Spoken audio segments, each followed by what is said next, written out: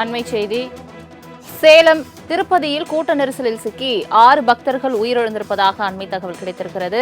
இது தொடர்பான மேலும் விவரங்களை தருவதற்காக சேலத்திலிருந்து செய்தியாளர் சுதன் இணைப்பில் இருக்கிறார். சுதன், வணக்கம். தற்பொழுது திருப்பதியில் கூட்ட நெரிசலில் சிக்கி பக்தர்கள் 6 பேர் உயிரிழந்திருக்கின்றனர். தொடர்பான தகவல் என்ன?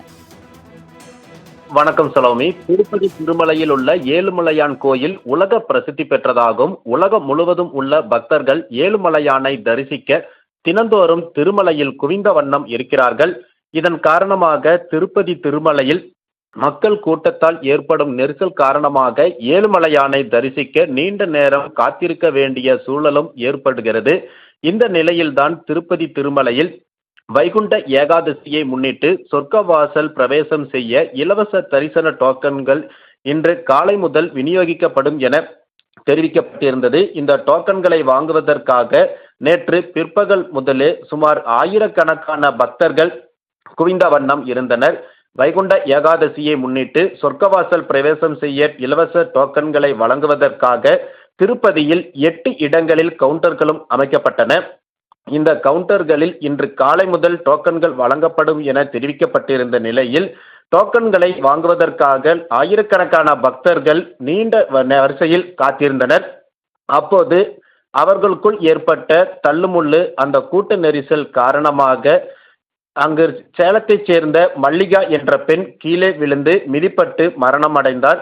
அதே போல திருப்பதி பேருந்து நிலையம் அருகே இருக்கக்கூடிய சீனிவாசம் கட்டட தொகுதியில் அமைக்கப்பட்டிருந்த கவுண்டரிலும் கூட்ட நெரிசலில் சிக்கி பக்தர்கள் மரணமடைந்தனர். இந்த சம்பவத்தில் 6 பேர் உயிரிழந்திருப்பதாகவும் 10க்கும் மேற்பட்டோர் காயமடைந்து அவர்களில் 6 பேருக்கு எலும்பு முறிவு ஏற்பட்டு மருத்துவமனையில் தீவிர சிகிச்சை பிரிவில் அனுமதிக்கப்பட்டு சிகிச்சை பெற்று வருகிறார்கள். 4 பேர் காயமடைந்திருப்பதாகவும் தகவல்கள் வெளியாகியிருக்கிறது. இது குறித்து தேவஸ்தான அறங்காவலர் குழு தலைவர் PR நாயுடு கூறுகையில் 6 பேர் இந்த கூட்ட நெரிசலில் சிக்கி உயிரிழந்திருப்பதை உறுதி செய்திருக்கிறார். மேலும் கூட்ட நெரிசலில் சிக்கி உயிரிழந்தவர்களின் குடும்பத்தினர் மற்றும் மருத்துவமனையில் சிகிச்சை பெற்று வரும் நபர்களை நேரில் சந்தித்து ஆறுதல் கூறுவதற்காகவும் அவர்களுக்கு இழப்பீடு வழங்குவது பற்றி அறிவிக்கவும் இன்று 11 மணிக்கு முதல்வர் சந்திரபாபு நாயுடு திருப்பதிக்கு வர இருப்பதாகவும் அவர் தெரிவித்திருக்கிறார்.